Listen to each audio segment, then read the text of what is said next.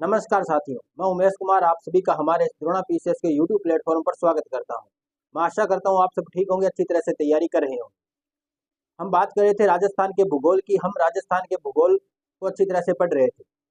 हम राजस्थान की इस भौगोलिक यात्रा में हमने अब तक की चर्चा में देखा राजस्थान का अक्षांश या देशांतरीय विस्तार, राजस्थान का नामकरण कैसे हुआ, राजस्थान का एकीकरण किस प्रकार से हुआ, राजस्थान के नए जिले कौन कौन से हैं, किस प्रकार बने, उनके बारे में हमने देखा।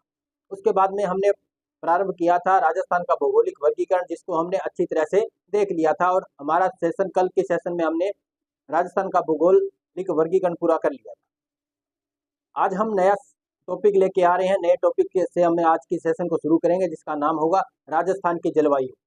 हमने राजस्थान के भौतिक प्रदेश पढ़ लिए हैं, उसके बाद हम राजस्थान के जलवायु को पढ़ेंगे। जलवायु का वर्गीकरण किस प्रकार से किया जा सकता है, राजस्थान में किस प्रकार की जलवायु पाई जाती है, कैसी जलवायु स्थिति है, किस प्रकार यहाँ पे मानसूनी वर्षा होती है, कि किस प्रकार की जलवायु, हम उनके बारे में आज चर्चा करने वाले हैं। तो शुरू करते हैं आज के सेशन को राजस्थान की जलवायु के साथ में।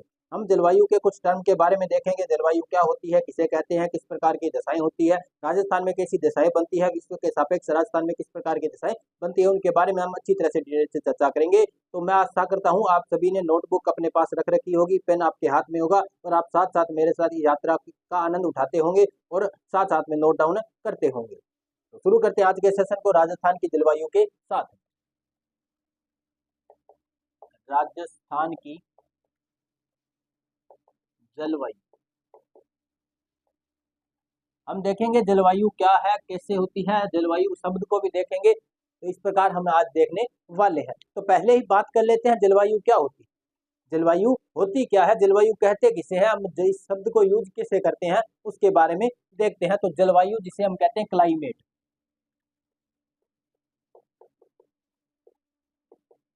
क्लाइमेट जलवायु किसे कहते हैं, क्लाइमेट को कहते हैं। क्लाइमेट जो शब्द है वो क्लाइमा से बना है।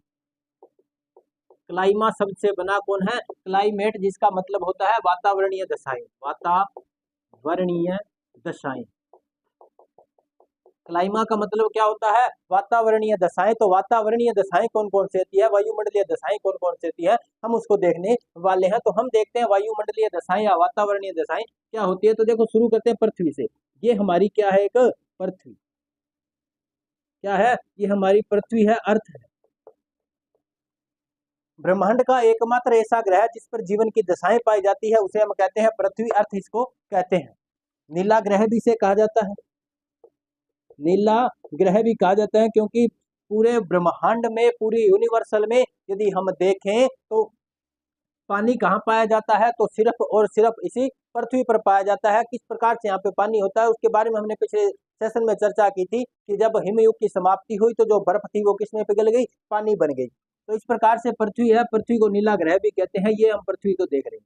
पृथ्वी के चारों तरफ क्या है, क्या है, वातावरण है। क्या है, वातावरण है, वायुमंडल है, गैसों का एक झुंड है। क्या है, गैसों का झुंड। हम बहुत से शब्दों के बारे में आज चर्चा करेंगे, जिन शब्दों में आरएस के मेन एग्जाम में आपसे अच्छी तरह से लिखने को कहा जा सकता है। ऐसे अच्छे क्वेश्चन पूछे जा सकते हैं कि पवनें क्या होती है, वायु क्या होती है, वायुमंडल क्या होता है, जलवायु क्या है, मौसम क्या है, इस प्रकार से ऋतुएं क्या होती है, वो भी आपसे पूछे जा सकते हैं। हम शब्द, उन्हीं सभी शब्दों के बारे में, टर्म्स के बारे में आज देखने वाले हैं। तो शुरू करते हैं पृथ्वी से। तो पृथ्वी है, पृथ्वी के चारों तरफ क्या होगा, पृथ्वी के चारों तरफ गैसें पाई जाती है। उन गैसों को कहते हैं वायुमंडल।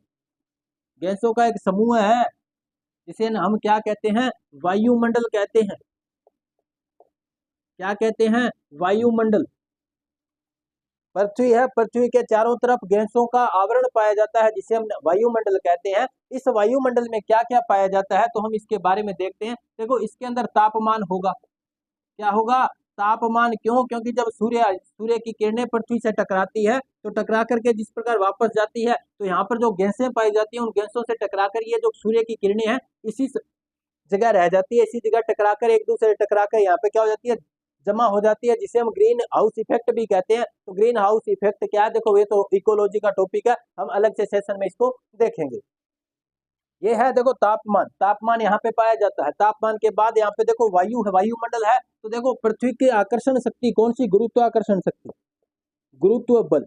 पृथ्वी के गुरुत्व बल के कारण ये जो हवाएं हैं, ये जो भारी गैसें हैं वो तो पृथ्वी के पास आ जाती है। क्यों? जो उनकी जो घनत्व है वो ज्यादा होता है, घनत्व ज्यादा होगा तो उसे ये पृथ्वी का गुरुत्व बल है, गुरुत्वाकर्षण जो शक्ति है ये उसे ज्यादा आकर्षित करेगी, तो ये यहाँ पे पास आ जाएगी और हल्की गैस से ऊपर होगी। विश्व में सबसे हल्की गैसें कौन सी होती है? ब्रह्मांड में यदि सबसे हल्की गैस के बारे में बात करेंगे तो वो होती है helium gas. Helium gas, helium gas जो सबसे क्या होती है? हल्की गैस होती है, सबसे हल्की गैस। और ऊर्जा का स्रोत भी यही होती है। क्या होती है? क्योंकि हाइड्रोजन से हाइड्रोजन प्लस हाइड्रोजन जब मिल जाते हैं तो वो बन जाते हैं क्या? हीलियम गैस बन जाती है। हीलियम गैस यही क्या है? सूर्य से उष्मा का स्रोत है। सूर्य पर जो ऊर्जा है, ऊर्जा का स्रोत क्या है? सूर्य की ऊर्जा का स्रोत क्या है? तो हाइड्रोजन से हीलियम बनना, इसे कहते हैं परमाणु संलयन। परमाणु संलयन कहते हैं। तो सबसे हल्की गैस कौन? हीलियम, जो सबसे ऊपर आती है। भारी गैस से पास में आएगी तो देखो भारी गैस जैसे ही पास में आएंगी वो क्या करेगी? दबाव डालेगी पृथ्वी पर। क्या डालेगी? दबाव डालेगी। ये दबाव भी किसके कारण पड़ता है? तो ये दबाव भी पृथ्वी के गुरुत्वाकर्षण बल के कारण पड़ता है। तो इसको कहते हैं वायु दाब, ऐसे हम क्या कह सकते हैं? दाब कहते हैं। तो इस वातावरण में और क्या पाया जाता है? वायुमंडल में और क्या पाया जाता है? दाब पाया जाता है। अब देखो इसके अंदर और क्या पाया जाता है? यहाँ पे पाई जाती है जो जल वाष्प पाई जाती है। क्या पाई जाती है? जल वाष्प। क्योंकि पृथ्वी पर क्या है? पानी है, जल है। जल से जब जल का वाष्पीकरण होता है, जल का तापमान जैसे बढ़ाया जाएगा उसमें वाष्पीकरण होगा। सूर्य के ताप से क्या हो जाएगा? वाष्पीकरण बनेगा। और जो जल है H2O है, H2O है, वो H2O गैस के रूप में बन जाएगा। कैसे बन जाएगा? गैस में, जिसे हम कहते हैं वाष्प। वाष्प या कौन सी वाष्प? जल वाष्प कहते हैं। तो जल वाष्प है तो जल वाष्प का दूसरा नाम हम लेते हैं आर्द्रता। क्या नाम लेते हैं? आर्द्रता। तो इस वायुमंडल में क्या पाई जाएगी? तो आप बोलोगे कि आर्द्रता पाई जाती है, तो बिल्कुल सही है। अब आर्द्रता है तो आर्द्रता से क्या होगा? जब ये आर्द्रता हम बात करेंगे पृथ्वी से, जैसे जैसे हम ऊपर की ओर जाएंगे, जितनी ऊंचाई पर जाएंगे हम वायुमंडल में, वातावरण में, या हम देखें स्पेस में, अंतरिक्ष में, जितना हम ऊपर जाएंगे तो क्या होगा? तापमान घटेगा।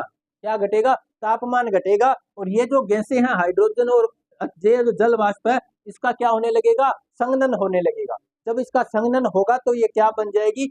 बादल के रूप में बनेगी। तो यहाँ पे क्या पाए जाते हैं? बादल पाए जाते हैं। क्या पाया जाता है? यहाँ पे बादल पाए जाते हैं। बादल पाए जाते हैं। एक ऐसी स्थिति आ जाती है जब क्या होता है? ये जो जल वाष्प बादल है, जो इस जल वाष्प को एक जगह बांधे नहीं रख सकते, बांधे नहीं रख सकते। तो यहाँ से ये जो बादल है, बादल से ये जल वाष्प किस रूप में वापस धरती पे आती है? तो वर्षा के रूप में। तो वर्षा के रूप में। तो ये सारी स्थितियां यहाँ पे पाई जाती है। इन्हें कहते हैं वायुमंडलीय दशाएं। ताप, दाब, आर्द्रता, बादल और वर्षा, इसे क्या कहते हैं? वायुमंडलीय दशाएं कहते हैं। ये सब क्या है? तो ये है वायुमंडलीय दशाएं।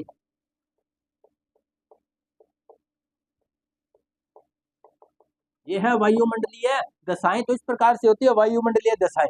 अब इन वायुमंडलीय दशाओं के आगे नाम होते हैं। इनके आगे नाम होते हैं। किस प्रकार से नाम होते हैं? तो वायुमंडलीय दशाएं। अब ये जो वायुमंडलीय दशाएं हैं, इनकी कई स्थितियां होती है। ये तो होती है तो अल्पावधि के लिए। अल्पावधि का मतलब कम समय के लिए, कम समय के लिए। अल्पावधि यदि यही मध्यावधि के लिए हो, मध्यावधि, मध्य सब मध्य, कुछ अल्प, जो कम समय, इससे थोड़ा सा ज्यादा समय, और कुछ कम समय। तो कैसे हो जाएगा? एक तो अल्पावधि, एक मध्यावधि, और एक हो जाएगी दीर्घावधि। तो ये वायुमंडलीय दशाएं तीन तरह से रह सकती है। तो कम समय के लिए रहती है। जैसे हम देखते हैं बादल है, आज अब अभी कुछ बिल्कुल मौसम साफ है, थोड़ी देर बाद में क्या हो जाएगा? बादल आ जाएंगे। वातावरण एक बार अभी साफ है, आसमान बिल्कुल साफ दिखाई दे रहा है, थोड़ी देर बाद बादल आ जाएगा। तो क्या ये बादल हमेशा के लिए रहने वाले हैं क्या? 1 साल, 2 साल, 3 साल लगातार रहेंगे क्या? नहीं रहेंगे। क्यों नहीं रहेंगे? नहीं रहेंगे। क्यों? क्योंकि ये जो बादल है थोड़ी देर आएंगे, वर्षा करेंगे, या भाई हवा के साथ में आगे चले जाएंगे, पवनों के साथ में आगे चले जाएंगे। तो क्या होगा? यहाँ से थोड़ी देर में अब बादल बिल्कुल नहीं दिखाई देंगे। अभी थोड़ी सी गर्मी होगी, थोड़ी देर बाद बादल आए, बादल आने के बाद बरसात हुई, तो बाद में क्या हो जाएगी? ठंड महसूस होगी हमें। तापमान जो क्या हो जाएगा? कम हो जाएगा। तो तापमान भी क्या हो जाता है? घटता बढ़ता रहता है। क्या तापमान हमेशा के लिए एक जैसा रहता है क्या? नहीं रहता।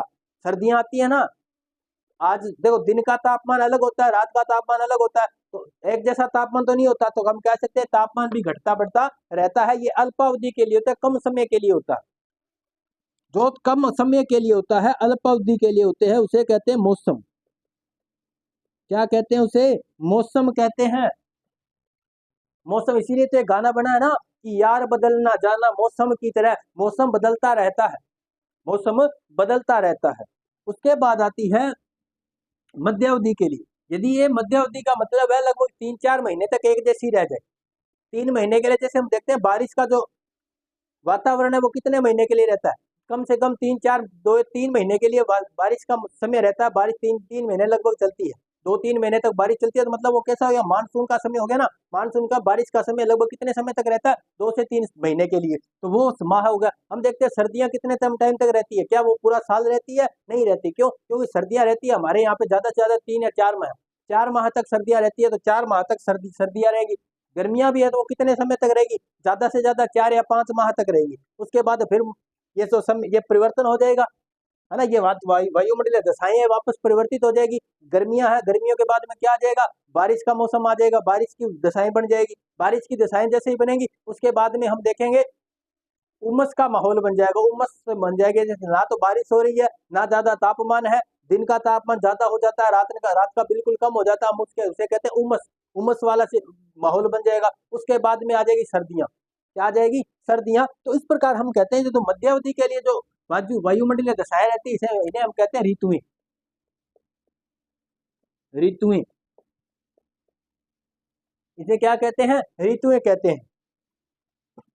उसके बाद में यदि यह समय एक ऐसा वायुमंडलीय दशाएं जो लंबे समय तक एक जैसी रहे, लंबे समय तक एक जैसी रहे, कम से कम 30 या 32 वर्ष तक एक जैसी रहे, उन्हें हम कहते हैं जलवायु। क्या कहेंगे? जलवायु कहेंगे। जैसे हमारे यहाँ पे जलवायु पाई जाती है उपोष्ण। कैसी जलवायु? उपोष्ण जलवायु।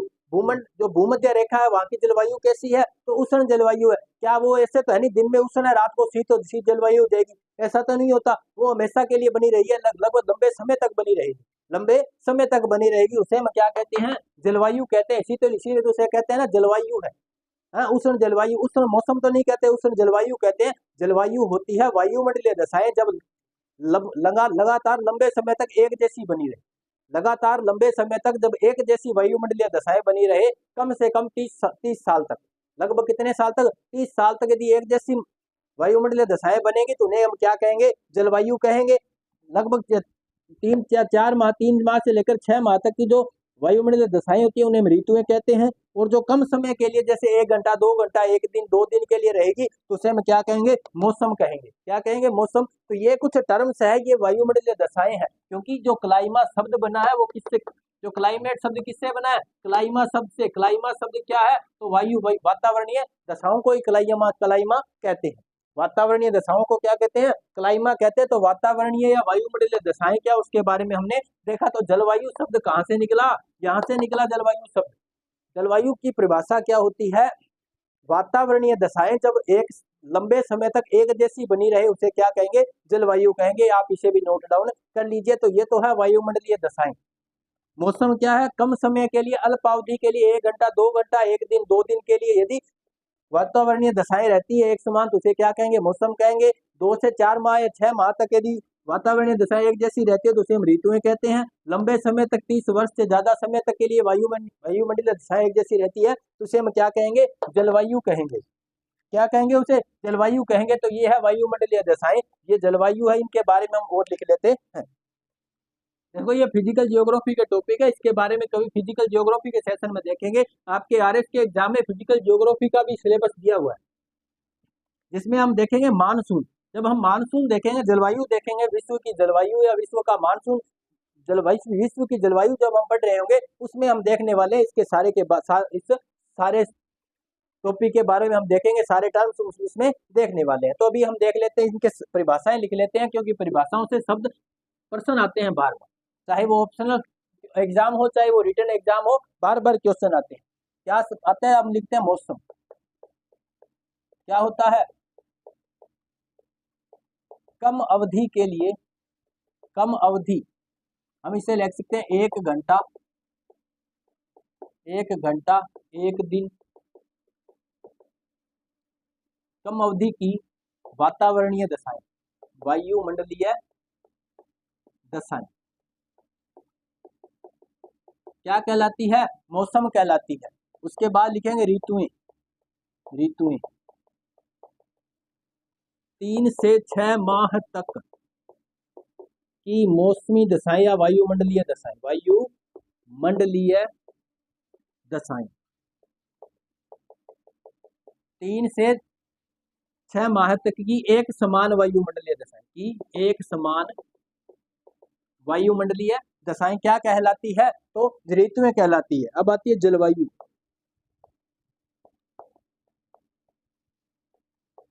वायुमंडलीय दशाएं जब लंबे समय तक ब्रैकेट में लिखेंगे 30 वर्ष लंबे समय तक एक समान बनी रही, तो वो क्या कहलाएगी? जलवायु कहलाएगी। ये शब्द लिख लो, इनकी परिभाषाएं लिख लो। आपसे आरएस के मेन एग्जाम में, आरएस के ही क्यों, ये शब्द तो यूपीएससी के एग्जाम में भी आते हैं। यूपीएससी के मेन एग्जाम में यदि आपने ऑप्शनल जियोग्राफी ले रखा है तो उसमें भी ये पूछे जाएंगे, क्योंकि उसमें तो फिजिकल जियोग्राफी का बहुत बड़ा सेशन आता है। तो उसमें भी आपसे ऐसे शब्द लिखने के लिए पूछे जा सकते हैं। इसके बारे में डिटेल से चर्चा पूछी जा सकती है। मौसम क्या होता है इसके बारे में बताइए, मौसम क्या है इसके बारे में बताइए। तो आपको सारी चीजें बतानी पड़ेगी। मौसम की पहले परिभाषा लिखो, क्या परिभाषा है, अच्छा डायग्राम ड्रॉ करो, उसके बाद वायुमंडलीय दशाओं को बताओ। सारी चीजें इसके अंदर डिटेल्स यदि आप उसमें नोट डाउन करोगे, मेंशन करोगे, आपको अच्छे नंबर मिलेंगे। और ऑप्शनल में तो पूछा जाता है सीधा, कम अवधि की वायुमंडलीय दशाएं कहलाती है, क्या कहलाती है? मौसम कहलाती है। क्या कहलाती है? मौसम। पूछा जा सकता है मौसम कितने समय तक बना रहता है, तो उसमें 1 घंटा, 2 घंटा, 4 घंटा, 1 दिन, 2 दिन, इस प्रकार से आप देख सकते हो। और जिस प्रकार का ऑप्शन आएगा आपको उसी प्रकार से उत्तर देना है। तो ये तो है इनकी परिभाषाएं। अब हम बात करते हैं राजस्थान के सापेक्ष। पहले हम देख लेते हैं जलवायु को, थोड़ा सा ग्लोब पर देख लेते हैं, फिर हम देखेंगे राजस्थान के हिसाब से। तो ये तो है जलवायु के बारे में कुछ टर्म्स हैं जो हम देखने वाले हैं। अब हम देखेंगे जलवायु का वर्गीकरण किस प्रकार से ग्लोब में किया गया है, पृथ्वी पर किस प्रकार से जलवायु का वर्गीकरण है उसे हम देखेंगे। क्योंकि हम जलवायु जब पढ़ेंगे, मैं आप शब्द यूज करूंगा उपोष्ण जलवायु, तो आप पहले इससे अवेयर हो जाइए कि वो उष्ण जलवायु है क्या। तो ये है हमारी पृथ्वी, ये है हमारा एक ग्लोब। क्या है ग्लोब? ये हमारी भूमध्य रेखा। कौन सी रेखा है? 0 डिग्री अक्षांश। क्या उत्तरी अक्षांश है, दक्षिणी अक्षांश है? नहीं, 0 डिग्री अक्षांश ना तो उत्तरी है ना दक्षिणी है, मध्य का अक्षांश है, इसीलिए तो भूमध्य रेखा कहते हैं। इसीलिए तो इसे क्या कहते हैं? भूमध्य रेखा। हमने देखा इससे थोड़ा ऊपर यदि हम देखेंगे, यहाँ पे एक 23.5 डिग्री रेखा है। कैसी रेखा है? 23.5 डिग्री। 23.5 डिग्री अक्षांश पर एक रेखा बनी हुई है, जिसे हम क्या कहते हैं? कर्क रेखा। कर्क रेखा ये 23.5 डिग्री उत्तरी अक्षांश है। कैसा अक्षांश है? उत्तरी अक्षांश। इसे क्या कहते हैं? कर्क रेखा। तो एक 23.5 डिग्री अक्षांश दक्षिणी गोलार्ध में भी होगा, 23.5 डिग्री दक्षिणी अक्षांश। क्या कहते हैं इसे? तो इसे मकर रेखा कहते हैं, मकर रेखा, इसे मकर रेखा कहते हैं। तो ये तो बात हुई कर्क रेखा और मकर रेखा के बारे में, ये हमारी भूमध्य रेखा हो गई।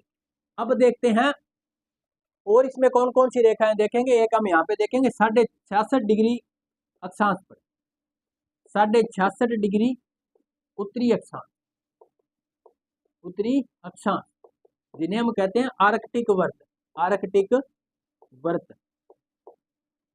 एक है 66.5 डिग्री दक्षिणी गोलार्ध में, 66.5 डिग्री दक्षिणी अक्षांश, हम इसे कहते हैं अंटार्कटिक वर्त, अंटार्कटिक वर्त। इनके बारे में हमने जब अक्षांश देशांतर पढ़े थे उसमें डिटेल से चर्चा की थी, क्या है इनके बारे में। तो अभी हम जलवायु का वर्गीकरण देखते हैं। तो विश्व में पृथ्वी पर, ग्लोब पर जलवायु को 5 भागों में बांटा गया है। जलवायु का वर्गीकरण जब करते हैं तो विश्व में कुल 5 कटिबंध बांटे गए हैं, जो कैसे हैं? जलवायु कटिबंध। कुल 5 ताप कटिबंध माने गए हैं, जलवायु के कटिबंध माने गए। कटिबंध आपको पहले ही बताया है, 2 अक्षांशों के बीच का क्षेत्र क्या कहलाता है? तो कटिबंध कहलाता है। 2 देशांतरों के मध्य का क्षेत्र क्या कहलाता है? तो गोरे कहलाता है। तो हम देखेंगे ताप कटिबंध, पृथ्वी पर किस प्रकार से ताप कटिबंध या जलवायु को बांटा गया, तो उसको देखेंगे जलवायु का वर्गीकरण।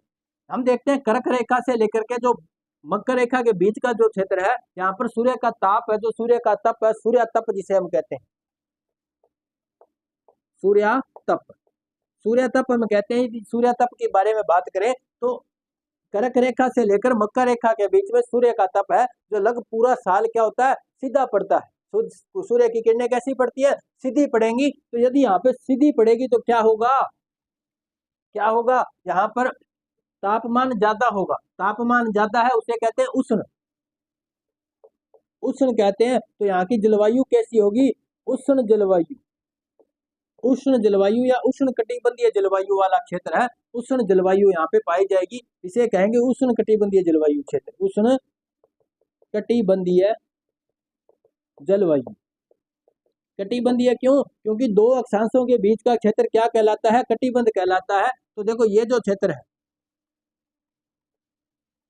क्या कहलाएगा, ये उष्ण कटिबंधीय जलवायु क्षेत्र कहलाएगा। उष्ण कटिबंधीय जलवायु क्षेत्र कहलाता है कौन, कर्क रेखा से मकर रेखा के बीच का क्षेत्र। अब बात करते हैं ये जो आर्कटिक वर्त से ऊपर का जो क्षेत्र है, ये उत्तरी गोलार्ध है, ये उत्तरी ध्रुव है। उत्तरी ध्रुव है, उत्तरी ध्रुव मतलब 90 डिग्री उत्तरी अक्षांश। क्या ये अक्षांश रेखा है या नहीं, इसका जवाब आपको कमेंट बॉक्स में देना है। ये हमारा दक्षिणी ध्रुव है। दक्षिणी ध्रुव मतलब 90 डिग्री दक्षिणी अक्षांश। क्या ये अक्षांश रेखा है या नहीं, इसका जवाब भी आपको कमेंट बॉक्स में देना है। ये जो क्षेत्र है हम इसको इस प्रकार से कुछ देख लेते हैं। तो ये जो क्षेत्र है ये कहलाता है, यहाँ पे सूर्य का जो प्रकाश है, सूर्य की किरणें सीधी नहीं पड़ती, पूरा साल सीधी किरणें यहाँ पे नहीं पड़ती। तो यहाँ का जो मौसम है कैसा रहेगा, ठंडा रहेगा, शीत रहेगा। यहाँ पे कैसी स्थिति बनेगी, तो ठंडी ठंडी जलवायु वाला क्षेत्र है, तो इसे हम कहते हैं शीत जलवायु, शीत कटिबंधीय, शीत कटिबंधीय जलवायु। तो ये कैसी जलवायु वाला क्षेत्र है, तो शीत कटिबंधीय जलवायु वाला है। उसी प्रकार से यदि हम यहाँ पे देखेंगे दक्षिणी गोलार्ध में देखेंगे, तो इस प्रकार से यदि हम इसको विभाजित करते हैं, ये तो हमारा पहला विभाजन हो गया। कैसा विभाजन, पहला। ये कैसा विभाजन, दूसरा विभाजन। अब ये हमारा तीसरा विभाजन है। तो दक्षिणी ध्रुव जो 90 डिग्री दक्षिणी अक्षांश से लेकर के जो 66 डिग्री दक्षिणी अक्षांश रेखा है, आर्कटिक वर्ग है, इसके बीच का जो क्षेत्र है वो भी कैसी जलवायु वाला क्षेत्र होगा, शीत जलवायु वाला। तो यहाँ पे भी कैसी जलवायु पाई जाएगी, शीत कटिबंधीय जलवायु, शीत कटिबंधीय जलवायु यहाँ पे पाई जाएगी। उसके बाद में देखो जब ये बीच वाला जो क्षेत्र आ जाता है, ये बीच वाला जो क्षेत्र है, इसको हम कुछ इस प्रकार से विभाजित कर लेते हैं। ये जो बीच वाला जो क्षेत्र है हम इसको कहेंगे 4 नंबर। कैसा कहेंगे, चौथा विभाजन कहेंगे। पृथ्वी को इस प्रकार से 5 भागों में बांटा गया है जलवायु के हिसाब से, ये हमारा चौथा विभाजन है। ये देखो यहाँ पे कुछ जलवायु जो शीत जलवायु और ये उष्ण जलवायु, इन दोनों के बीच का संक्रांति क्षेत्र है। कैसा क्षेत्र है, संक्रांति क्षेत्र, संक्रांति क्षेत्र है। तो इस संक्रमण वाला क्षेत्र कैसा, इसको हम कह सकते हैं संक्रमण क्षेत्र, संक्रमण क्षेत्र भी हम इसे कह सकते हैं, संक्रांति क्षेत्र या संक्रमण क्षेत्र है। यहाँ पे शीत जलवायु भी पाई जाएगी और उष्ण जलवायु भी पाई जाएगी, दोनों दशाएं एक साथ देखी जाती है। तो हम इसकी संधि कर देते हैं, तो क्या बनेगा, शीतोष्ण जलवायु, शीतोष्ण जलवायु। कैसी जलवायु है, शीतोष्ण, या हम इसे कह सकते हैं उपोष्ण या उपोष्ण जलवायु, उपोष्ण जलवायु। तो यहाँ पे कैसी जलवायु पाई जाएगी, शीतोष्ण जलवायु या उपोष्ण कटिबंधीय जलवायु यहाँ पे पाई जाएगी। ऐसी स्थिति इसमें बनती है, तो इसको हम दे देंगे 5, इसको हम 5वां वर्गीकरण कर लेते हैं। ये हमारा पृथ्वी का 5वां वर्गीकरण है। इसे भी हम क्या कहेंगे, शीतोष्ण या उपोष्ण जलवायु, उपोष्ण कटिबंधीय जलवायु वाला क्षेत्र। तो यहाँ पे भी कैसी जलवायु पाई जाएगी, उपोष्ण या शीतोष्ण कटिबंधीय जलवायु। तो इस प्रकार से पृथ्वी कितने जलवायु भागों में बांटी गई है, तो 5 जलवायु कटिबंधों में बांटी गई है। कैसी कैसी है, तो शीत कटिबंधीय, शीतोष्ण कटिबंधीय, उष्ण कटिबंधीय, शीतोष्ण या उपोष्ण कटिबंधीय, और चौथी 5वीं कौन है, शीत कटिबंधीय जलवायु क्षेत्र। इसका आप डायग्राम ड्रॉ कर लो और साथ साथ इसको नोट डाउन भी कर लो, अच्छा रहेगा आपको, अच्छी बाद में अच्छी समझ में। यदि आप यूपीएससी का भी एग्जाम दे रहे हो, चाहे आप आरएस मेन का एग्जाम दे रहे हो, रिटर्न का एग्जाम जब आप देने जाओगे उसमें इस प्रकार से डिटेल को यदि आप मेंशन करोगे तो नंबर अच्छे बनेंगे। और ऑप्शनल में भी ऐसा इसमें से क्वेश्चन पूछे जा सकते हैं, इसको डिटेल से देख लो, लिख लो इसको, या इसका डायग्राम बना लो, स्क्रीनशॉट भी ले सकते हो। तो ये तो है हमारे पृथ्वी पर जलवायु का वर्गीकरण, हमारी पृथ्वी पर जलवायु का वर्गीकरण कुछ इस प्रकार से है। उसके बाद हम देखते हैं बहुत से वैज्ञानिक आए, बहुत से ऐसे व्यक्ति हैं जिन्होंने अपने हिसाब से इन वर्गीकरणों को अलग अलग किया है। तो उनके बारे में हम देखने वाले, ये तो है पृथ्वी पर। अब हम देखेंगे राजस्थान में, क्योंकि देखो हम देखने वाले हैं कि हमारा जो राजस्थान है वो उत्तरी और पूर्वी गोलार्ध में स्थित है। उत्तरी पूर्वी गोलार्ध में यहाँ पे हमारा राजस्थान है, जिसमें देखो ये कर्क रेखा है जो राजस्थान के दक्षिणी हिस्से से गुजरती है। तो इस प्रकार यदि हमारा ये राजस्थान है, तो यहाँ पे राजस्थान, तो देखो राजस्थान के लगभग दक्षिणी से, तो राजस्थान में दो जलवायु दशाएं देखने को मिलती है, एक तो उष्ण जलवायु और दूसरी उपोष्ण जलवायु। इसीलिए हमने इसको देखा था ताकि ये समझ में आ जाए कि उष्ण जलवायु क्या है, उपोष्ण जलवायु क्या है। तो देखो राजस्थान में दो प्रकार की जलवायु में देखने को मिलती है। ये जो शीतकटिबंधीय जलवायु, इसे हम कहते हैं टुंड्रा जलवायु। क्या कहते हैं इसे? टुंड्रा जलवायु भी कहते हैं, क्योंकि यहाँ पे जो टुंड्रा वन पाए जाते हैं, यहाँ की वनस्पति है उसे कहते हैं टुंड्रा वनस्पति। तो ये हमारे के क्षेत्र टुंड्रा जलवायु वाला क्षेत्र, इसे टुंड्रा जलवायु भी कहते हैं। क्वेश्चन पूछा जा सकता है राजस्थान में निम्न में से कौन सी जलवायु नहीं पाई जाती, तो ऑप्शन आपको इस प्रकार से मिलेंगे। टुंड्रा जलवायु, दूसरी शीतोष्ण जलवायु, तीसरी मिलेगी उपोष्ण जलवायु, चौथी मिलेगी उष्ण जलवायु। तो देखो इनमें से शीतोष्ण और उपोष्ण तो दोनों एक ही जगह, तो ये तो दोनों पाई जाती है। उष्ण जलवायु भी राजस्थान में पाई जाती है, बाड़मेर बांसवाड़ा के क्षेत्र में पाई जाती है। क्योंकि कर्क रेखा से नीचे कौन सी जलवायु पाई जाती है, तो उष्ण जलवायु पाई जाती है। तो राजस्थान में उष्ण जलवायु भी पाई जाती है। कहाँ पाई जाती है? बांसवाड़ा डूंगरपुर में पाई जाती है। तो ये भी राजस्थान में पाई जाती है। तो कौन सी जलवायु राजस्थान में नहीं पाई जाती? टुंड्रा जलवायु राजस्थान में नहीं पाई जाती। बात आ गई होगी समझ में। अब बढ़ते हैं आगे, हम देखते हैं राजस्थान में जलवायु का किस प्रकार से विस्तार है, राजस्थान में कैसी जलवायु है, उनके बारे में भी हम डिटेल से चर्चा करने वाले हैं। आशा करता हूं समझ में आया होगा। स्क्रीनशॉट आपने ले लिया होगा, नोट डाउन कर लिया होगा, डायग्राम ड्रॉ कर लिया होगा, तो थम्स अप कर दीजिएगा। हम बढ़ते हैं आगे। तो इस प्रकार से अब हम लिखने वाले हैं इसके बारे में, तो साथ साथ लिखते चलना।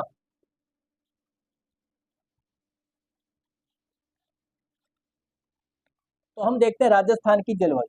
तो बात करेंगे सीधे, हम लाइन टू लाइन लिखेंगे। क्या क्या लिखने वाले हैं हमें बाकी बातों के बारे में चर्चा कर ली है। अब क्या देखते हैं कि राजस्थान में कैसी जलवायु पाई जाती है। तो हम देखेंगे राजस्थान में कैसी जलवायु पाई जाती है? उष्ण व उपोष्ण जलवायु, उपोष्ण जलवायु पाई जाती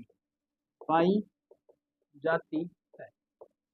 राजस्थान में उष्ण और उपोष्ण जलवायु पाई जाती है। तो हमने देख लिया राजस्थान की इसमें जलवायु कैसी पाई जाती है। तो अब देखें राजस्थान की जलवायु अधिकांश, देखो ज्यादातर कैसे क्षेत्र में आता है राजस्थान? तो शीतोष्ण क्षेत्र में आता है। देख लो, हम डायग्राम बना लेते हैं।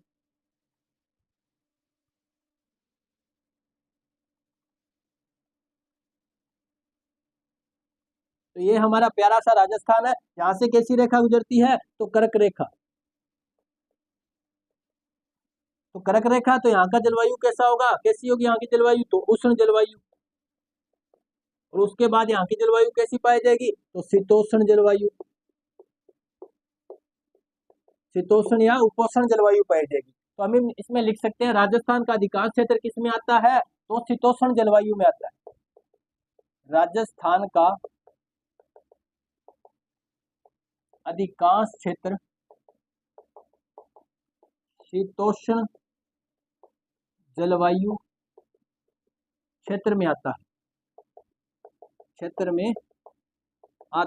है।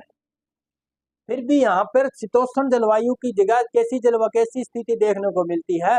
उष्ण जलवायु देखने को मिलती है। किसका प्रभाव ज्यादा मिलता है? उष्ण का प्रभाव ज्यादा मिलता है, क्षेत्र में आती है।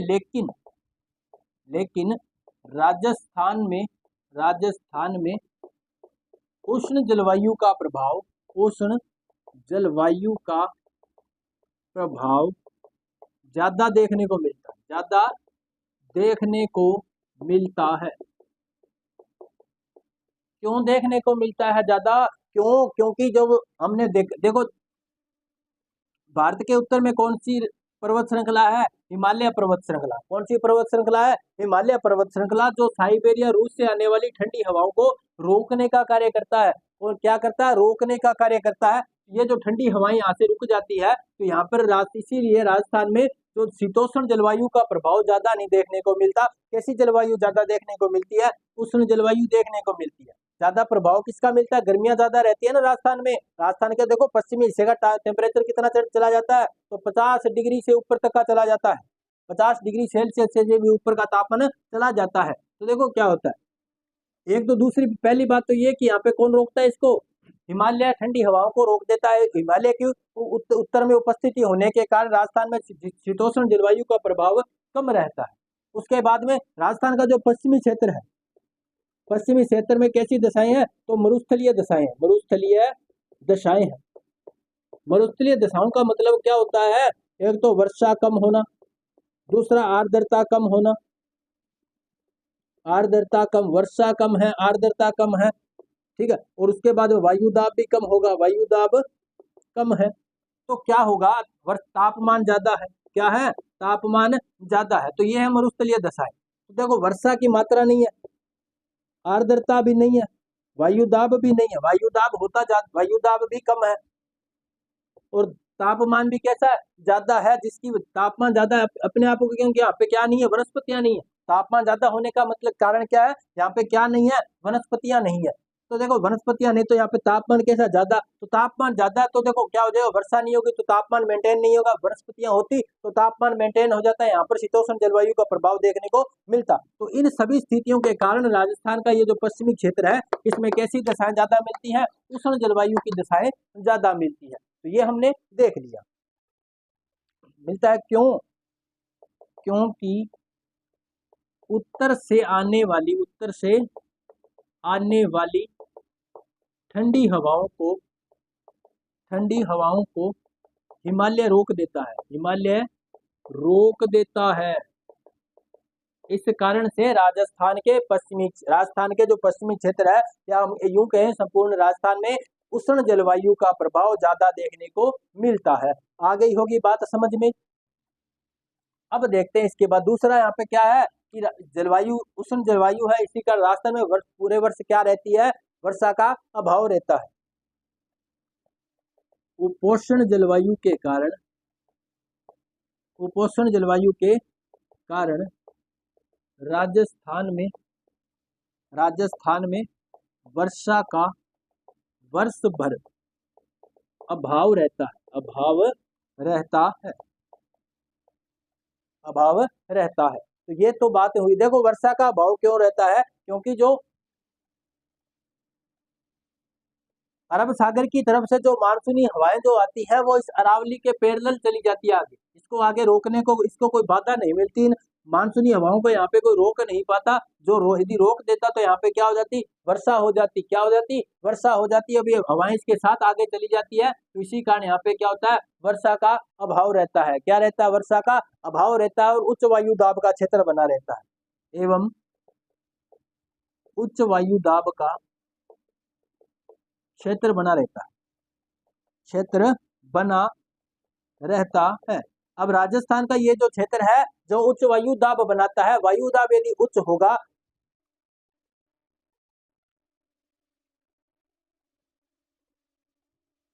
उच्च वायुदाब यदि रहेगा, उच्च वायुदाब का मतलब क्या होता है, जो हवाएं हैं उनका अवतलन होता है। क्या होता है, वायु का अवतलन होता है, वायु नीचे गिरती है, वायु नीचे गिरेगी तभी तो उसका तापमान ज्यादा होगा ना। क्यों, क्योंकि जब हम देखते हैं सर्दियों में यहाँ का जो, क्योंकि जब हम सर्दियों में देखते हैं तो जो रेत है वो जल्दी ठंडी हो जाती है, जिसकी वजह से यहाँ का तापमान कैसा बन जाता है, उच्च वायुदाब बन जाता है। उच्च वायुदाब बनेगा तो क्या होगा, ये जो हवाएं हैं, हवाओं का क्या होगा, अवतलन होगा, जो वायु है वो क्या आ जाएगी, नीचे आने लगेगी, नीचे आएगी तभी तो वायुदाब बढ़ेगा। जब ऊपर की हवाएं जब नीचे आएंगी तो जो नीचे जो हवाएं बच गई उनका अभिसरण होगा, वो दूर दूर चली जाएंगी। क्या होगा यहाँ पे, तो फिर क्या होता है, वायु का अवतलन होता है। अवतलन का मतलब है वायु क्या होती है, वायु जो गैसों का ऊर्ध्वाधर प्रवाह, गैसों का ऊर्ध्वाधर प्रवाह है, जो नीचे से ऊपर की ओर होती है। इस प्रकार से गैसों का ऊर्ध्वाधर प्रवाह क्या कहलाता है, वायु कहलाता है। और गैसों का क्षैतिज प्रवाह क्या कहलाता है, पवन कहलाता है। क्या कहलाता है, पवन कहलाता है। तो वायु का तो क्या होता है, अवतलन। अवतलन का मतलब वायु ऊपर से नीचे आएगी, कैसी आएगी, ऊपर से नीचे आएगी। तो ये तो है वायु का अवतलन। और यहाँ पे क्या होता है, तथा पवनों का अभिसरण होता है, अभिसरण होता है। क्या मतलब क्या हुआ, जो ऊपर से ये हवाएं आएगी तो यहाँ की जो हवाएं है वो दूर दूर चली जाएगी, पवने हैं जो कैसी चलेगी, दूर चलेंगी। जो पवने का मतलब क्या, जो क्षैतिज प्रवाह, गैसों का क्षैतिज प्रवाह क्या कहलाता है, पवन कहलाता है। तो ये जो पवने यहाँ से क्या देगी, दूर जाएगी, विपरीत दिशाओं में जाएगी। मतलब क्या हुआ कि यहाँ से क्या बनेगा, इनका अभिसरण होगा। अभिसरण होने की वजह से क्या होता है, यहाँ पे वर्षा की मात्रा कम होती है, वर्षा की मात्रा कम होती है, क्योंकि यहाँ की इस प्रकार हवाएं चलती रहेंगी। ये क्या करता है, इस प्रकार जो सिस्टम होता है ये मानसूनी हवाओं को राजस्थान में बुलाता है, भारत के ओर मानसूनी हवाओं को बुलाता है। जो दक्षिणी गोलार्ध से जो मानसूनी हवाएं उठती हैं, जो उन्हें कौन भारत में कौन बुलाता है, तो यही हवाएं बुलाती है, यही दिशाएं बुलाती है। यही उच्च दाब का जो क्षेत्र है, यही गर्मियों में निम्न दाब का क्षेत्र बन जाता है। कैसा क्षेत्र बन जाता है, निम्न दाब का। ये सारी स्थितियां विपरीत होने लगती है यहाँ पे। जब यहाँ पे गर्मियां आएंगी तो ये सारी स्थितियां विपरीत होंगी, यहाँ का तापमान बढ़ेगा, तापमान बढ़ेगा तो ये जो गैसें हैं हल्की होकर ऊपर की ओर उठेंगी। जब इन हवाओं का, जब हवाएं यहाँ से ऊपर उठेगी, जिन्हें कहते हैं हवाओं का उत्तोलन होना, यानी हवाएं का ऊपर जाना। और जब यहाँ से हवाएं ऊपर की ओर जाएगी तो ये जो पवने हैं, ये पवने इस खाली एरिया को भरने के लिए यहाँ पे आएगी। तो ये सारा सिस्टम कैसा हो जाएगा, विपरीत हो जाएगा। और राजस्थान का ये जो क्षेत्र है निम्न वायु दाब का क्षेत्र बन जाता है, क्योंकि ये जो हवाएं ऊपर उठेगी तो यहाँ पे हवाई नहीं है, तो यहाँ पे निम्न वायु दाब का क्षेत्र इन हवाओं, इस खाली जगह को भरने के लिए दक्षिणी गोलार्ध से जो हवाएं उठेंगी, दक्षिणी गोलार्ध से जो पवने चलेंगी, मानसूनी पवने उन्हें कहते हैं। क्यों, क्योंकि वो रास्ते में क्या होगा, समुद्र होगा, समुद्र होगा, हिंद महासागर होगा। तो हिंद महासागर से वो पवने जल लेकर के आएंगी और इस क्षेत्र की तरफ आएंगी, आकर्षित होंगी। क्यों, खाली जगह भरने के लिए तो आएंगे ना। कोई भी हो, हमारा जो नेचर क्या होता है, अधिक प्रेशर से हम किस तरफ जाना पसंद करेंगे, जहाँ कम प्रेशर होगा। तो यहाँ पे कैसा प्रेशर है, निम्न लो प्रेशर है। और इसी समय जब यहाँ पे गर्मियां होगी, राजस्थान उत्तरी गोलार्ध में जब गर्मियां होती है, दक्षिणी गोलार्ध में क्या होता है, उस समय सर्दियां होती है। सर्दियां होगी, सर्दियों का मतलब क्या होता है कि सर्दियों में हवाओं का अवतलन होता है। क्या होता है, हवाओं का तो अवतलन होता है, हवाओं का अवतलन होगा, हवाएं नीचे आएंगी तो यहाँ की पवनों का क्या होगा, अभिसरण होगा। जब वहां की जो पवनें अभिसरित होती हैं, जो वहां से पवनें दूर जा रही हैं, वो उत्तरी गोलार्ध की तरफ आएंगे, क्योंकि उस वक्त उत्तरी गोलार्ध में निम्न वायु दाब का क्षेत्र होगा। तो निम्न दाब की तरफ वो जब आएंगी, रास्ते से पानी लेकर के आएंगी और भारत के इस क्षेत्र में क्या करती है, वर्षा करती है। लेकिन राजस्थान में वर्षा नहीं कर पाती। क्यों, क्योंकि राजस्थान में जो अरावली की जो स्थिति है वो इस प्रकार से है कि हवाएं बिल्कुल सीधी चली जाती है और हिमालय से टकरा करके उत्तरी भारत में वर्षा करती है। ये बात आपको समझ में आ गई होगी। ये है राजस्थान में हवाओं की दशाएं, क्या वातावरणीय दशाएं इस प्रकार के राजस्थान में पाई जाती है। अब हम देखते हैं इसके बाद में कि जो कुपोषण जलवायु है, इसके वजह से उच्च वायु दाब का जो क्षेत्र बनता है, उसी कारण और इस अरावली की स्थिति के कारण राजस्थान में वर्षा का अभाव रहता है। अब देखने वाले हैं राजस्थान में जलवायु को प्रभावित करने वाले कारक। अब हम देखेंगे राजस्थान में जलवायु को प्रभावित करने वाले कारक। मैं आशा करता हूं आप सब मेरे साथ साथ लिख रहे होंगे, मेरे साथ साथ आप भी लिख रहे होंगे। जैसा मैं बोल रहा हूं आप वैसा वैसा लिखते जाइए, ताकि कल को आप एग्जाम देने जाओ तो आपसे कोई क्वेश्चन छूट ना जाए। अब हम देखेंगे राजस्थान में जलवायु को प्रभावित करने वाले कारक। तो जलवायु को प्रभावित करने वाले कारक हम देखने वाले हैं। जलवायु को प्रभावित करने वाले कारक कौन कौन से कारक है जो जलवायु को प्रभावित करते हैं, उसमें हम देखने वाले हैं। जलवायु को प्रभावित करने वाले कारकों को एक चार्ट के माध्यम से देखते हैं, जिसमें हम पहला ही देखेंगे अक्षांशीय स्थिति। अक्षांशीय स्थिति, क्योंकि राजस्थान की स्थिति जो अक्षांश में जिस प्रकार से है, हमने देखा उत्तरी गोलार्ध में स्थित है, कर्क रेखा से उत्तर की ओर राजस्थान है। तो यहाँ पे उस जिस अक्षांश पे राजस्थान स्थित है, वहां पे कैसी जलवायु वाला क्षेत्र है, तो उपोष्ण कटिबंधीय जलवायु का क्षेत्र है। इसीलिए राजस्थान में कैसी जलवायु पाई जाती है, उपोष्ण जलवायु पाई जाती है। उसके बाद हम देखेंगे समुद्र से दूरी। समुद्र से दूरी है जो भी क्या करती है, जलवायु को प्रभावित करती है। कैसे करती है, हम उसके बारे में भी देखेंगे। तो समुद्र से दूरी का मतलब है समुद्र के आसपास का जो क्षेत्र है, ये है हमारा प्रायद्वीपीय भारत। यहाँ पे भी समुद्र और यहाँ पे भी क्या है, समुद्र है। दोनों तरफ क्या है, समुद्र है। इस तरफ भी समुद्र है और इस तरफ भी समुद्र है।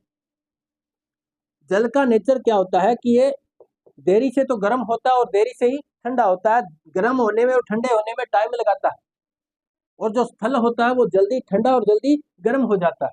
तो जब हमारे यहाँ पे गर्मियां आई हुई, क्या आएगी? गर्मियां। गर्मियों के मौसम में जब बात आती है तो क्या होता है, स्थलीय भूभाग तो क्या हो जाता है, जल्दी गर्म हो जाता है। स्थलीय भूभाग जल्दी गर्म हो जाता है, और जो जलीय क्षेत्र है, ये जलीय जो क्षेत्र है, ये देरी से ठंड गर्म होता है। तो जैसे गर्मियां आई, हमारा जो प्रायद्वीपीय भारत वाला ये जो क्षेत्र है कैसा हो जाएगा, जल्दी गर्म हो जाएगा। तो गर्मियों में जो गर्म होगा तो यहाँ गर्म होने से हवाएं ऊपर उठेंगी, हवाएं ऊपर उठेंगी तो यहाँ का ताप दाब कैसा हो जाएगा, निम्न वायु दाब, निम्न वायु दाब वाला क्षेत्र बनेगा, निम्न वायु दाब का क्षेत्र बनेगा। निम्न वायु दाब का क्षेत्र है तो देखो ये जो इसके पास में ये जलीय क्षेत्र है, समुद्री क्षेत्र है, समुद्री क्षेत्र है, तो इसकी अपेक्षा स्थल की अपेक्षा ये जो जल है जल्दी गर्म नहीं होगा, देरी से गर्म होगा। तो यहाँ पे स्थलीय भूभाग की अपेक्षा यहाँ का ताप दाब कैसा होगा, तो उच्च दाब, उच्च वायु दाब। अब देखो हवाएं उच्च वायु दाब से किधर की ओर चलेंगी, तो निम्न वायु दाब की ओर। तो हवाएं किस तरफ चलेगी, समुद्र से स्थल की ओर चलेगी। तो अब क्या होगा, इसके आसपास का जो क्षेत्र है ना, यहाँ पे देखो पूरा साल कैसी स्थिति बनेगी, लगभग ऐसी स्थिति बनी रहती है, क्योंकि जो भारत का जो प्रायद्वीपीय हिस्सा है वो कहाँ पे है, तो उष्णकटिबंधीय जलवायु वाले क्षेत्र में है, जहाँ गर्मियां पूरा साल एक जैसी पड़ती है। मौसम क्या रहेगा यहाँ का, पूरा साल एक जैसा रहेगा। तो यानी कि जो स्थल तो गर्म रहेगा, स्थल में निम्न वायु दाब रहेगा, और जो जलीय क्षेत्र है वो कैसा होगा, उच्च वायु दाब वाला। तो इस कारण यहाँ की क्या होती है, देखो उमस वाला क्षेत्र बनेगा, क्यों, जब यहाँ से हवाएं आएगी अपने साथ क्या लेके आएगी, आर्द्रता लेके आएगी। तो यहाँ पर पूरा साल कैसी स्थिति बनी रहती है, आर्द्रता वाली क्षेत्र स्थिति बनी रहती है। आर्द्रता रहेगी तो तापमान का इतना ज्यादा असर हम यहाँ पे दिखाई नहीं देगा, पूरा साल एक जैसा तापमान रहेगा, चाहे सर्दियां हो चाहे गर्मियां, यहाँ का तापमान एक जैसा रहेगा। इतनी सर्दियां यहाँ पे नहीं पड़ती जितनी उत्तरी भारत में पड़ती है, इतनी गर्मी भी यहाँ पे नहीं पड़ती जितनी उत्तरी भारत में हमें देखने को मिलती है। जैसे जैसे समुद्र से दूरी होगी, जैसे जैसे समुद्र से दूरी होगी, वहां की जो वायुमंडल में जो वायु है वो, जैसे ये जो जलवायु है वैसी वहां पे स्थितियां देखने को नहीं मिलेंगी। यहाँ का जो तापमान है वो ऐसा एक जैसा नहीं रहेगा। क्यों, क्योंकि यहाँ की हवाएं यहाँ तक पहुंच नहीं पाती, इस कारण से यहाँ का जो जलवायु ऐसा ऐसी नहीं रहेगी। तो ये तो बातें हुई समुद्र से दूरी होने के कारण, क्योंकि जो यहाँ पे जो जलवायु रहती है पूरा साल एक जैसा मौसम रहता है, उसे कहते हैं सम जलवायु, सम जलवायु।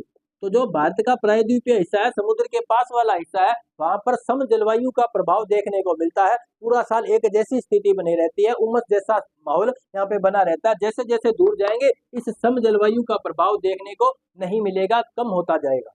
और राजस्थान भी देखो समुद्र से दूर है, समुद्र से क्या है, दूर है, इसी कारण यहाँ पे सम जलवायु वाला क्षेत्र देखने को नहीं मिलता। उसके बाद जलवायु को प्रभावित करने वाले कारकों में आएगा उच्चावच या ऊंचाई। जैसे जैसे समुद्र तल से हम ऊपर की ओर जाएंगे, जैसे जैसे समुद्र तल से हम ऊंचाई की ओर बढ़ते जाएंगे, तापमान घटेगा, तापमान घटेगा, जिसे कहते हैं लेप्स रेट।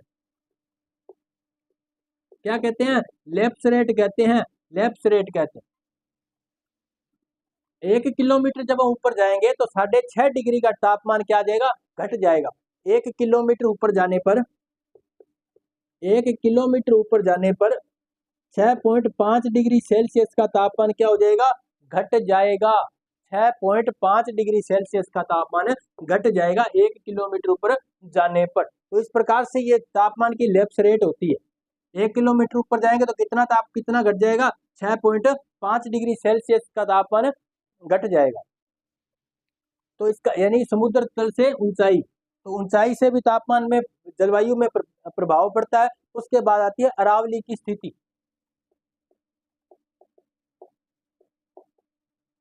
अरावली की स्थिति, तो अरावली की स्थिति भी राजस्थान में जलवायु को प्रभावित करती है। क्यों करती है, क्योंकि अरावली की स्थिति जो मानसून की हवाएं आती है, देखो अरावली कुछ इस प्रकार से राजस्थान में, ये अरावली है, देखो जब अरब सागर से हवाएं आएंगी, मानसूनी हवाएं आएंगी, तो अरावली के साथ साथ ये क्या करेगी, आगे चली जाएंगी। तो यहाँ पे राजस्थान में वर्षा नहीं कर पाती, राजस्थान में ये वर्षा नहीं कर पाती। तो इसी कारण से राजस्थान में अरावली की स्थिति भी जलवायु को प्रभावित करती है। यदि अरावली की स्थिति विपरीत होती, कैसी होती, इस प्रकार से यदि अरावली होती तो राजस्थान में 2 बार वर्षा होती, दोनों अरावली के दोनों तरफ वर्षा होती। कैसे होती कि अरावली इस प्रकार से जो अरब सागर की हवाएं आएगी तो राजस्थान में किस तरफ वर्षा करती, तो दक्षिण पश्चिम की ओर वर्षा करती। और जैसे ये बंगाल की खाड़ी से जो हवाएं आ रही है मानसून की हवाएं, वो किस तरफ वर्षा करती, तो उत्तर पूर्व की ओर वर्षा करती। लेकिन स्थिति ऐसी नहीं है। कैसी है स्थिति, इस प्रकार से ये भी जलवायु को प्रभावित करती है।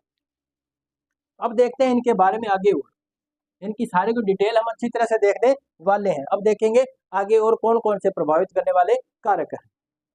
अब अगला प्रभावित करने वाला कारक है महाद्वीपीय स्थिति, राजस्थान की महाद्वीपीय स्थिति। राजस्थान किसी भी महासागर से अपनी सीमा साझा नहीं करता, इस कारण राजस्थान में कैसी स्थिति है, महाद्वीपीय स्थिति। का मतलब क्या हुआ, जो समुद्र है, समुद्र कैसा होता है, जल्दी गर्म और जल्दी ठंडा नहीं होता। जो स्थलीय भूभाग है वो जल्दी ठंडा और जल्दी गर्म हो जाता है। और समुद्र कैसा होता है, देरी से गर्म होता है और देरी से ठंडा होता है। इस कारण से देखो इसके आसपास वाला जो क्षेत्र है वहां पे वर्षा भी ज्यादा होती है, समुद्र के आसपास वाले क्षेत्रों में वर्षा ज्यादा होती है। और कैसी जलवायु पाई जाती है, सम जलवायु।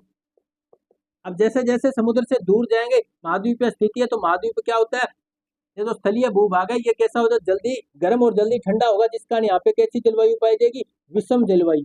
कैसी जलवायु पाई जाती है, विषम जलवायु पाई जाती है। तो ये महाद्वीपीय स्थिति भी राजस्थान में जलवायु को क्या करती है, प्रभावित करती है। उसके बाद में मुख्य जो प्रभावित करने वाला जो कारक है वो है वनस्पति। कौन है, वनस्पति। तो ये है जो राजस्थान में जलवायु को प्रभावित करते हैं। हम हर एक के बारे में अलग अलग से डिटेल से चर्चा करने वाले हैं। तो पहले हम देखेंगे अक्षांशीय स्थिति राजस्थान में किस प्रकार से जलवायु को प्रभावित करती है। अक्षांशीय स्थिति राजस्थान में किस प्रकार से जलवायु को प्रभावित करती है उसके बारे में हम देख लेते हैं।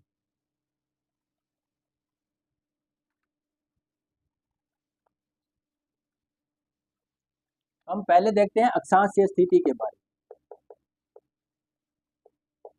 अक्षांशीय स्थिति, इसमें हम क्या लिखेंगे, राजस्थान की अक्षांशीय स्थिति क्या है, 23 डिग्री 3 मिनट से 23 डिग्री 3 मिनट उत्तरी अक्षांश से 30 डिग्री 12 मिनट उत्तरी अक्षांश। इसके मध्य किसका विस्तार है, राजस्थान का विस्तार है। तो हम कह सकते हैं राजस्थान उपोष्ण जलवायु वाले क्षेत्र में, उपोष्ण कटिबंधीय जलवायु क्षेत्र में स्थित है। कौन, राजस्थान। हम देखेंगे जो राजस्थान का बांसवाड़ा व डूंगरपुर उष्ण जलवायु वाले क्षेत्र में, उष्ण जलवायु वाले क्षेत्र में स्थित है। तो राजस्थान में कैसी कैसी जलवायु पाई जाएगी, तो राजस्थान में उपोष्ण व उष्ण जलवायु पाई जाती है। तो ये तो है राजस्थान में अक्षांशीय स्थिति जो राजस्थान में जलवायु को प्रभावित करती है। राजस्थान में कैसी जलवायु पाई जाती है, उपोष्ण व उष्ण जलवायु। राजस्थान में सर्वाधिक किसका प्रभाव देखा जाता है, तो उष्ण जलवायु का प्रभाव देखा जाता है। क्यों देखा जाता है, इसके बारे में हमने डिटेल से चर्चा कर ली है। अब हम नेक्स्ट देखते हैं, नेक्स्ट के बारे में देखते हैं। हमने दूसरा देखा था समुद्र से दूरी के बारे में, तो आप इसके बारे में लिख लीजिए। अब हम देखते हैं समुद्र से दूरी के बारे में। दूसरा जो कारक है, दूसरा जो फैक्टर है जो जलवायु को प्रभावित करता है उसके बारे में देखते हैं। तो समुद्र तल से दूरी, समुद्र से दूरी लिखेंगे। राजस्थान में जो समुद्र से दूरी है तो समुद्र के आसपास वाले क्षेत्रों में, समुद्र के पास वाले क्षेत्रों में सम जलवायु पाई जाती है। सम जलवायु का प्रभाव देखने को मिलता है, प्रभाव देखने को मिलता है। और जैसे जैसे हम समुद्र से दूर जाएंगे कैसी जलवायु देखने को मिलेगी, विषम जलवायु देखने को मिलेगी। समुद्र से दूर जाने पर विषम जलवायु का प्रभाव देखने को मिलता है। विषम जलवायु का प्रभाव देखने को मिलता है। विषम जलवायु का मतलब क्या होता है, सर्दियों में सर्दियां ज्यादा, सर्दियों में सर्दी ज्यादा, और गर्मियों में गर्मी ज्यादा। ये होती है विषम जलवायु। और सम जलवायु का मतलब क्या होता है? सर्दियां गर्मियां एक जैसा मौसम रहता है, एक जैसा मौसम, एक जैसी जलवायु रहती है। तो ये है समुद्र से दूर होने पर जो राजस्थान में जलवायु को प्रभावित करती है। किस प्रकार से करती है? जैसे समुद्र से दूर जाएंगे तो विषम जलवायु का प्रभाव राजस्थान में देखने को मिलेगा। सर्दियों में सर्दियां ज्यादा होगी, गर्मियों में गर्मी ज्यादा होगी। अब हम देखते हैं अगला जो कारक है जो राजस्थान में जलवायु को प्रभाव करता है, वो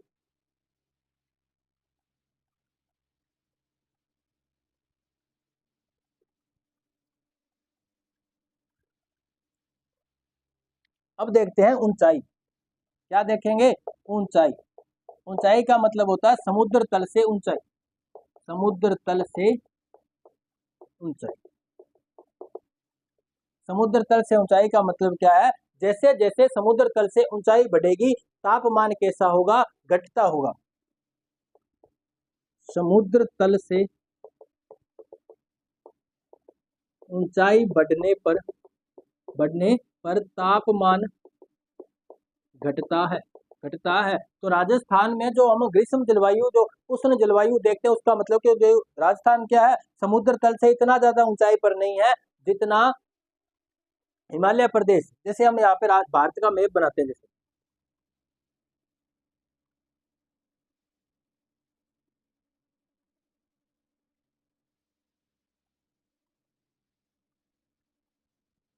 जैसे ये भारत है, हमारा राजस्थान यहाँ पे स्थित है।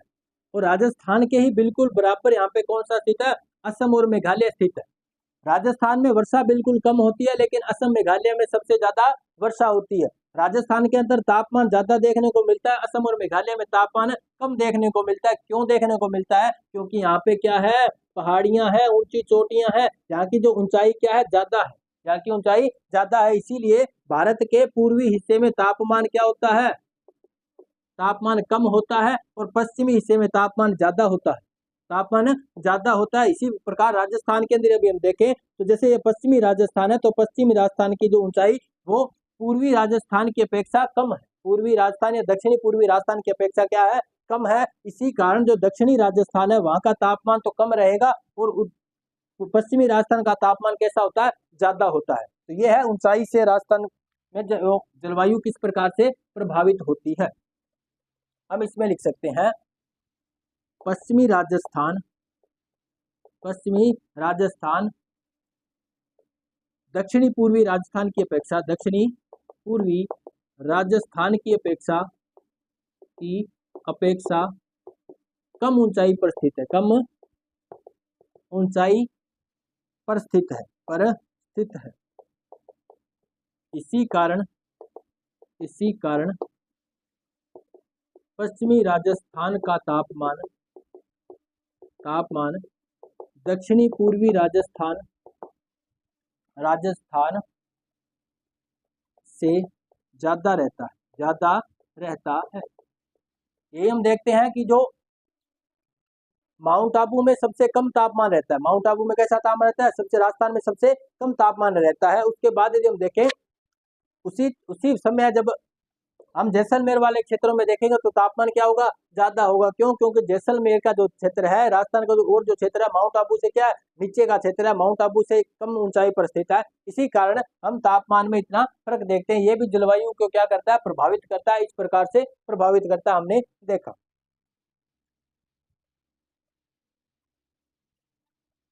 अब हम देखते हैं नेक्स्ट जो प्रभावित करने वाले कारक है उसके बारे में। हम देखते हैं महाद्वीपीय स्थिति के बारे में। महाद्वीपीय स्थिति। तो राजस्थान की जो महाद्वीपीय स्थिति है वो किस प्रकार से राजस्थान की जलवायु को प्रभावित करती है? किस प्रकार से प्रभावित करती है वो हम देख लेते हैं। तो महाद्वीपीय स्थिति, वैसे तो हमने पहले बात कर ली, तो महाद्वीपीय जो महासागर के पास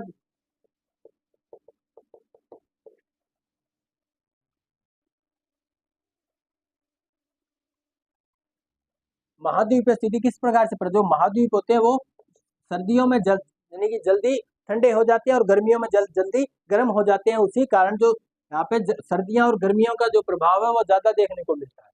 महाद्वीपीय स्थिति होने के कारण राजस्थान में सर्दियों में सर्दी ज्यादा व गर्मियों में गर्मी ज्यादा देखने को मिलती है, ज्यादा होती है। राजस्थान में सर्दियों में सर्दी ज्यादा व गर्मियों में गर्मी ज्यादा होती है। क्यों होती है? क्योंकि जो स्थलीय भूभाग है, जो स्थलीय भाग जल्दी गर्म व जल्दी ठंडे हो जाते हैं। इसी कारण महाद्वीपीय स्थिति होने के कारण, क्योंकि राजस्थान के आसपास कोई भी समुद्री क्षेत्र नहीं है, जिसके कारण यहाँ पे सम जलवायु वाला क्षेत्र बने। राजस्थान के अंदर समुद्र दूर है, राजस्थान से समुद्र की स्थिति कैसी है? दूर है। इसी कारण राजस्थान में विषम जलवायु पाई जाती है, जिसके कारण राजस्थान में सर्दियों में सर्दी ज्यादा और गर्मियों में गर्मी ज्यादा पड़ती है। तो ये तो है महाद्वीपीय स्थिति। अब हम देखते हैं वनस्पति राजस्थान में किस प्रकार से जलवायु को प्रभावित करती है। अगला कारक देखेंगे वनस्पति।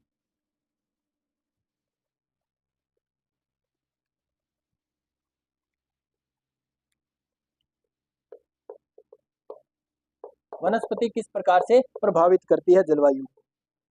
वनस्पतियां क्या होती है? ये गुप्त उष्मा का निर्माण करती है। आप कभी भी दोपहर के समय में भी आप राजस्थान में जाओ, मरुस्थल में जाओ, घूमने के लिए जाओ, तो आप देखोगे गर्मियों का जो यदि मौसम है, तो यदि आप इस वनस्पतियों के आसपास नहीं हो तो आपको जो तापमान है ज्यादा महसूस होगा। और जैसे ही आप इन पेड़ों के नीचे, पेड़ों की छाव में जाओगे, तो आपको तापमान कैसा लगेगा? कम लगेगा, थोड़ी सी ठंड महसूस होगी। यदि आप इसी प्रकार से यदि आप सर्दियों में जाते हो, सर्दियों में आप देखोगे कि जैसे ही आप पेड़ों से थोड़े दूर हो तो आपको तापमान क्या लगेगा? कम लगेगा, ठंड ज्यादा लगेगी। और जैसे ही आप इस पेड़ों के नीचे आ जाते हो तो यहाँ पे आपको गर्मी महसूस होगी। क्या महसूस होगी? गर्मी महसूस होगी। मतलब आपको क्या पता क्या लगेगा? तो तापमान है वो ज्यादा लगेगा। इससे क्या फर्क पड़ता है कि यदि जो वनस्पतियां होती है वो किसका निर्माण करती है? गुप्त उष्मा का निर्माण करती है, जो तापमान को मेंटेन करता है। किसको मेंटेन करता है? तापमान को मेंटेन करता है। इसी प्रकार जो पश्चिमी राजस्थान है, वहां पर वनस्पति का क्या है? अभाव है। पश्चिमी राजस्थान में वनस्पति का अभाव होने के कारण यहाँ की जो जलवायु है वो कैसी है? विषम जलवायु। क्या लिखेंगे? पश्चिमी राजस्थान में दक्षिणी पूर्वी राजस्थान की अपेक्षा दक्षिणी पूर्वी राजस्थान की अपेक्षा पश्चिमी राजस्थान में दक्षिणी पूर्वी राजस्थान की अपेक्षा वनस्पतियां कम है, जिसके कारण पश्चिमी राजस्थान में विषम जलवायु देखी जाती है। विषम जलवायु देखी जाती है, क्योंकि जो वनस्पतियां होती है वो गुप्त उष्मा का निर्माण करती है, जिसके कारण हम देखते हैं तापमान क्या रहता है? मेंटेन रहता है, बराबर रहता है। लेकिन पश्चिमी राजस्थान में ऐसी स्थिति नहीं है। यदि हम देखें राजस्थान में सर्वाधिक गर्म स्थान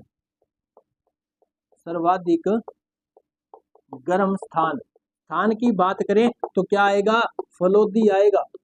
कौन आएगा? फलोदी। क्योंकि वहां पर किसकी कमी है? वनस्पतियों की कमी है। तो सर्वाधिक गर्म स्थान है ये कौन? फलोदी। अब बात करें सर्वाधिक गर्म जिला। यदि हम पुराने जिलों के बारे में बात करते हैं तो कौन सा जिला आएगा? चूरू जिला आएगा। कौन सा जिला आएगा? चूरू जिला। क्योंकि चूरू जिले में क्या नहीं है? वनस्पतियां ज्यादा नहीं है। अब बात करें सर्दियों में तो सर्वाधिक ठंडा स्थान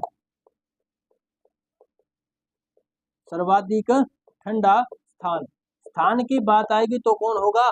माउंट आबू।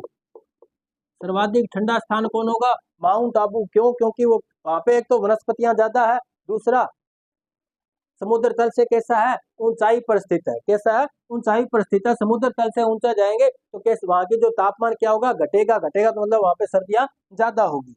और सर्वाधिक गर्म जिले के बारे में बात करें, सर्वाधिक ठंडा जिला भी कौन हो जाएगा? चूरू हो जाएगा। चूरू क्यों होगा? क्योंकि वहां पर वनस्पतियों की क्या है? कमी है। वनस्पतियों की कमी है। उस वनस्पतियों की कमी के कारण यहाँ पे क्या है? तापमान कम हो जाता है। और वनस्पतियों के द्वारा जो गुप्त ऊष्मा का निर्माण किया जाता है उसका इस जगह पे क्या पाया जाता है, अभाव पाया जाता है, जिसकी वजह से यहाँ का तापमान मेंटेन नहीं रहता।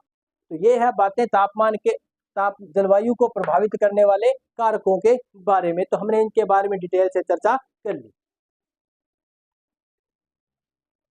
अब हम देख लेते हैं एक और जो राजस्थान में इस जलवायु को प्रभावित करने का वाला कारक है, जिसका नाम है अरावली। कौन सा कारक है? अरावली। अरावली की स्थिति, अरावली की स्थिति, अरावली की स्थिति भी राजस्थान में जलवायु को क्या करती है? प्रभावित करती है। कैसे करती है? ये हमारा राजस्थान है और ये क्या है? अरावली पर्वत श्रृंखला। अब देखो यहाँ पे अरावली के जो पश्चिम में कैसी जलवायु पाई जाती है? तो उष्ण जलवायु, उष्ण जलवायु पाई जाती है। यहाँ का तापमान ज्यादा पाया जाता है। इसकी अपेक्षा जो इसके अरावली के जो पूर्वी क्षेत्र है वहां पे उपोष्ण जलवायु का प्रभाव देखा जाता है। उपोष्ण जलवायु का प्रभाव देखा जाता है। क्यों देखा जाता है? क्योंकि इस जगह वर्षा की क्या होती है? कमी। वर्षा की कमी। अरावली की स्थिति के कारण पश्चिमी राजस्थान में वर्षा की कमी पाई जाती है, जिसकी वजह से यहाँ पे वनस्पति की भी कमी है। वनस्पति की भी क्या है? कमी है। और जो पूर्वी राजस्थान है वो देखो क्या है, बंगाल की खाड़ी से जो वर्षा, जो मानसूनी हवाएं आती है, उन हवाओं को रोक करके पूर्वी राजस्थान में क्या करता है? वर्षा करता है। क्या करता है? वर्षा होती है, जिसके कारण देखो इस क्षेत्र में वनस्पतियां भी ज्यादा होंगी और वर्षा ज्यादा है तो यहाँ पे नमी ज्यादा होगी और क्या हो जाएगी? यहाँ का जो जलवायु, जो तापमान भी क्या रहेगा? कम रहेगा। उपोष्ण जलवायु यहाँ पे देखने को मिलेगी। तो इस प्रकार से वर्षा के कारण जो अरावली है जो राजस्थान में क्या करती है? जलवायु को प्रभावित करती है। मानसूनी हवाओं, इसमें लिखेंगे अरब सागर वाले, अरब सागरीय शाखा, क्योंकि राजस्थान में मानसून दो शाखाओं में आता है, अरब सागरीय शाखा और दूसरी बंगाल की खाड़ी की शाखा से। तो मानसूनी हवाओं के समांतर होने के कारण अरावली पूर्वी राजस्थान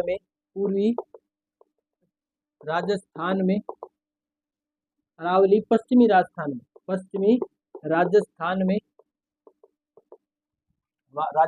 में वर्षा, मानसूनी हवाओं को रोक कर वर्षा करवाने में असमर्थ है, जिसके कारण पश्चिमी राजस्थान में शुष्क दशाएं बनती है। शुष्क दशाएं या लिख सकते हैं उष्ण जलवायु दशाएं बनती है। तो इस प्रकार से अरावली भी राजस्थान में जलवायु को प्रभावित करती है। जो तापमान जो ज्यादा रहता है राजस्थान में, उसकी एक कारण कौन है?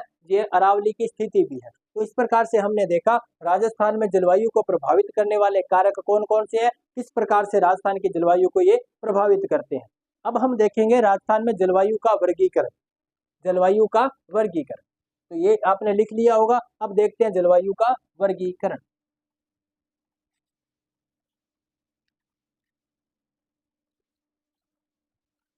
जलवायु के वर्गीकरण को हम कई आधारों पर पढ़ेंगे। क्या देखने वाले हैं? जलवायु का वर्गीकरण। तो जलवायु के वर्गीकरण को हम कई आधारों पर देखने वाले हैं। कई आधारों पर देखेंगे, जिसमें पहले देखेंगे हम ऋतुओं के आधार पर। ऋतुओं के आधार पर हम देखेंगे, एक तो भारतीय परंपरा के आधार